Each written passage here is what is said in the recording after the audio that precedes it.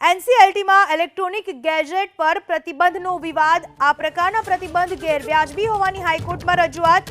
આજના યુગમાં મોબાઈલ કે લેપટોપ આવશ્યક હોવાની રજૂઆત। કોર્ટ કાર્યવાહીમાં ખલેલ ન પડે એ રીતે મંજૂરી આપવા માંગ।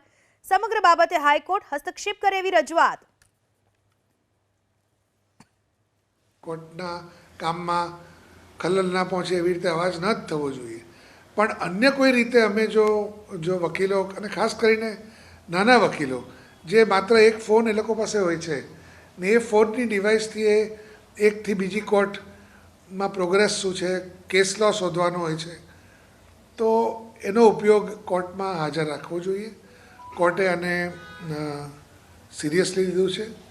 એનું સૌથી સચોટ પ્રતીક એ છે કે કોર્ટે નોટિસ કાઢીને 23મી એને વધુ સુનાવણી માટે અને વધુ હુકમ માટે રાખી છે।